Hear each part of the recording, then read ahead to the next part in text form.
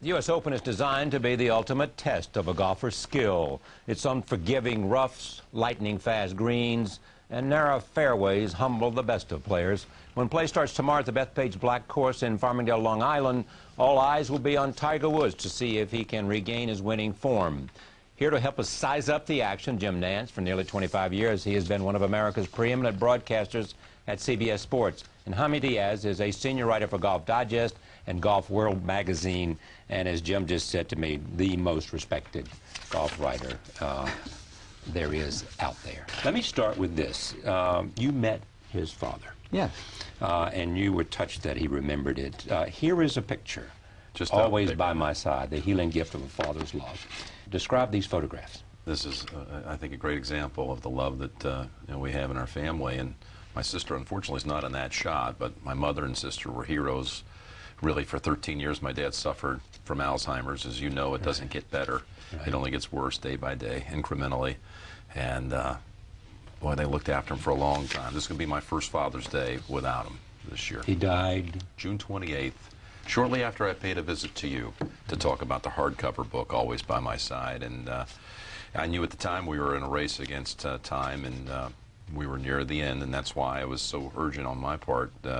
I felt in my heart to get the book out in time for Father's Day 2008, so I could put down in the words what my dad meant to me. By then, was it difficult for him to comprehend the book? Totally, I think, escaped him. I don't think there's any chance.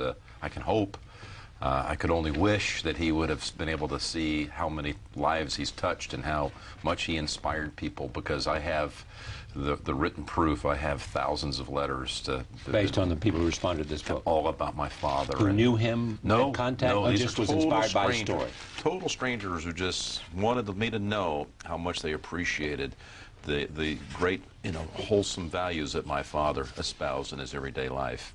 And what were they? I just think faith, family, friendship, respect, dignity for everyone you meet. See, my dad is really different than most people.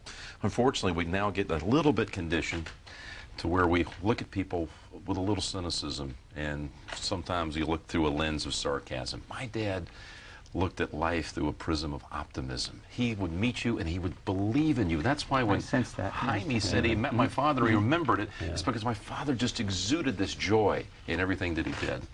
Here's a picture of you two together. Boy, you can see the resemblance, can't you? Yes. Here's another photograph. This is probably Final Four. It's one of the Final Fours, and I'm thankful that the first 10 years of my career, I got to share it with him. So he loved what you were doing. Oh, I told him when I was 11 years old that one day I'm going to work for CBS, Dad. I want to be there to tell the stories of all the great championships of American sport. He made me believe that was going to happen. He just really built confidence in you, and therefore you believed. Well, he was someone who, was an uplifter for everyone he met. He just truly had you believing after a short conversation that what it was important to you to do, you were capable of doing it, and you were inspired by his belief in you. Forward by President George H.W. Bush. Great friend. He is a great friend of yours. Did he meet your father? Oh, yes, many times. See, President Bush, 41, with his Houston background and my Houston ties and his love of sport, early in my career, when I was lucky enough to make it to the network back in 1985, he knew shortly thereafter he wanted to meet this kid from Houston. And the book really deals with how there were people in my life who stepped up and became father figures as my dad was slipping. It's about mentors and guiding lights and surrogates, and he's been the ultimate one. There have been many, by the way, and they're all in that book, but 41 is someone I still, to this day, I turn to in times of need, and I need that fatherly advice. I'm 50 now, and I'm just kind of wired that way, where I reverentially look up to people a generation or two above me. He just had his 85th birthday this week. He went up and dropped down out of the sky again. I was there. You were there? I was there. I've been to every parachute jump since he resumed jumping back in 1997 in Yuma, Arizona. And a wonderful surprise birthday party for him followed now, why does he do it? He does it, and I'm glad you asked that question. This has nothing to do with publicity. He didn't want anybody to think, wow, why is this guy out here trying to draw attention to himself? He does it to inspire people. His life has been such a giant life, the number of things he's done, from being an ambassador to being the head of the CIA, vice president, president, and his points of light and his devotion to charity. No one, I can tell you, no one in the history of our country could possibly be in his league when it comes to charity or spreading a positive message. Short of it is, he wants people to know. Just because you're 85 years old, this is his quote, doesn't mean you have to sit in a corner drooling all over yourself. Stay active. Get out there. Yeah. Have some energy. Enjoy life. Life is precious. And what a great message. You know, I saw all three networks did extensive reports on this during their evening news. That would reach approximately 20 million people. Saw that soundbite I just gave you. It reaches people. And that's all he really club had. He knew exactly where it was. Absolutely. He's a genius. And genius ball striker with his own golf swing completely. Yep. But it's interesting, when he used to play in Fort Worth at the Colonial, Hogan would go out and watch him. Is that right? Yeah.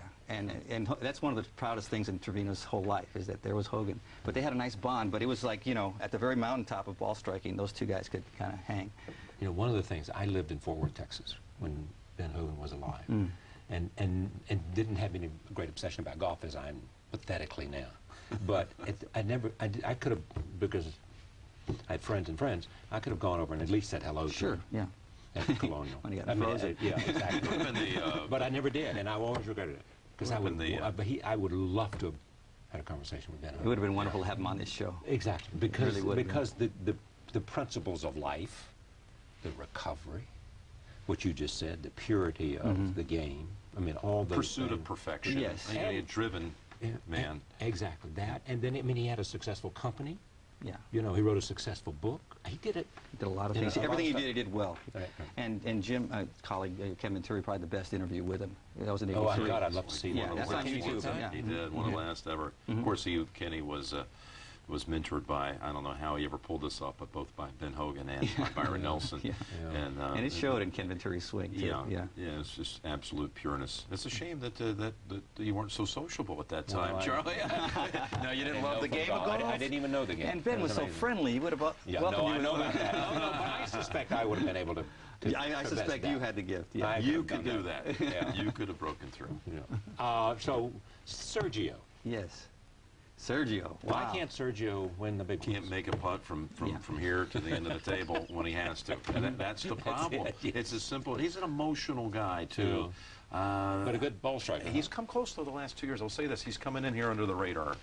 As he did at the Open Championship in '07 when Harrington beat him in a playoff, and as he did last year at the PGA. There was no buzz about Sergio going in Oakland Hills, and he got beat down the stretch again by Podrick. But he had a good performance here in '02. He's been through a little tough time here. Lost a romance with his longtime girlfriend. That seemed to really hit him. He went all public about that. All public about. Who was that? I don't know. Was Greg Norman's daughter. Yeah. Yeah. They broke up. See, therefore, I don't get the good stuff. You got to come to us for the good stuff. Well, I think it would be really great for the game of golf to get Sergio over that hurdle. I do too. And let him go win one. And then it may unload. I believe in that. That's one guy. He's a huge talent. He hits the ball beautifully. He's not a good putter, and you just can't hit the ball good enough to win if you're not a good putter. The other thing is he doesn't take. Can't you? I mean, is putting so complicated that you can't? Well, it's mental. I mean, the act is so simple. That's what's so mental about it. It's all mental. It's so simple that I suddenly, and so much is riding on it that there becomes a mental block very often. Complexity is the fact that you can't control at the crucial time what you're feeling in your hands. And you're breathing and all these things. And Tiger is the best at that. It all comes out. I mean, that one connection with the club, and then you're standing over it, and all of a sudden you don't feel it. And your brain's telling you, I don't think I'm going to make this. And you tighten it up and everything, and you can see it just really looking at him. Don't you feel it? Yes, he's squeezing it. He's taking over. Squeezing it, really. I mean, we're watching Tiger, you know, when he made that putt last year at Torrey Pines, which arguably is the best putt in the history of golf, the 10-footer on the 72nd hole.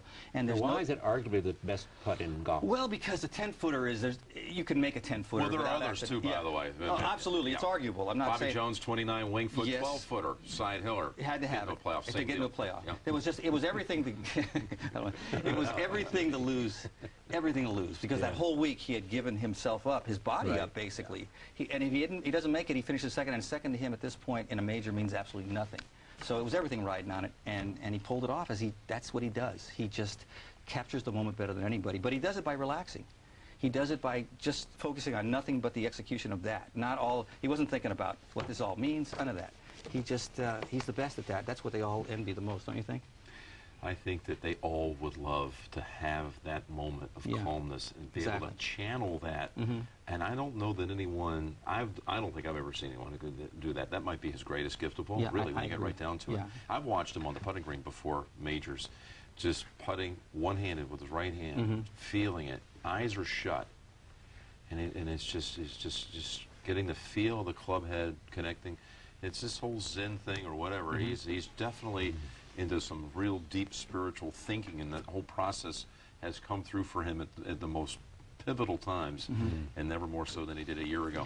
Imagine a year later coming back from that injury and getting the bookend U.S. Open on the other side. Well, this is like Hogan, when Hogan had won the 48 U.S. Open, then he had the car accident in 49, and the next time he won was the U.S. Open in 1950.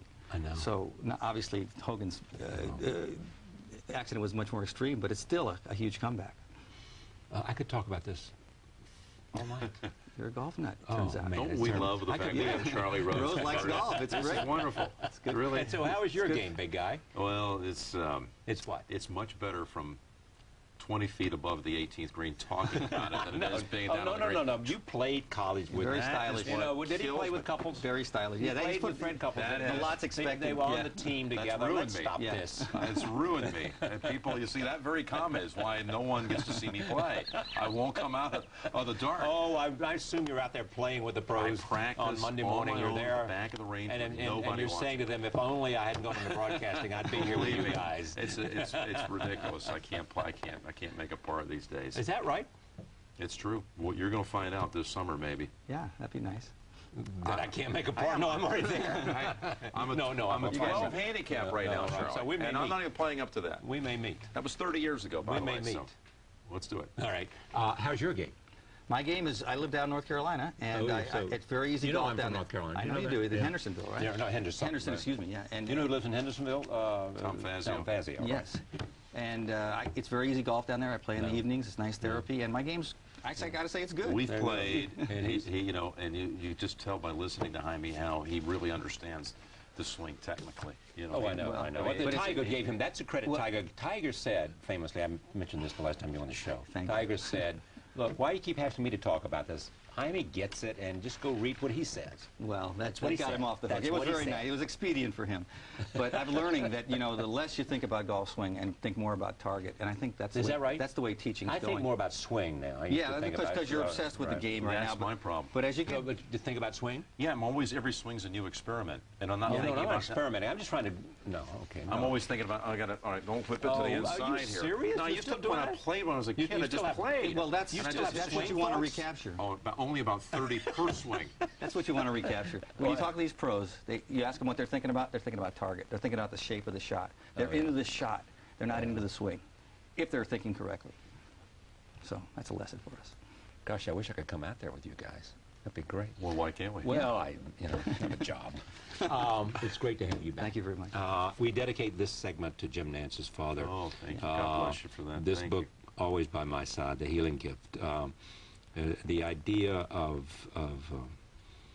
love between father and son and father and family is what it's all about. So, a year ago on Father's Day, I left Torrey Pines. Of course, NBC broadcasted. They do an exceptional job. They won an Emmy, in fact, for last year.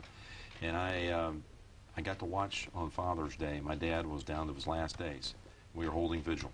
He was in a hospital, and his breathing was labored. And I got to sit there and watch the Open. And I got to hold his hand for however long they were on there, 6 hours. And then Tiger had that putt. And here I've watched golf my whole life with my dad. Golf's just something we share. It's just father-son thing. And I thought, if he makes this putt, I get to do this for another day, God willing. My dad hangs in there. Of course, Tiger holed the putt. The next day I got to sit down and watch another round of golf together. I'll always be grateful for Tiger making that putt. I got to share another day with my dad. And alas, a few days later, he was gone. But I'll be thinking of that this Sunday. Thank you, Charlie. Thank you very much, my friend. Good to have you. Thank you. Thank you, bud. Thank you, Charlie. Great to have you back. Pleasure. Thank you. Thank you for joining us. We'll see you next time.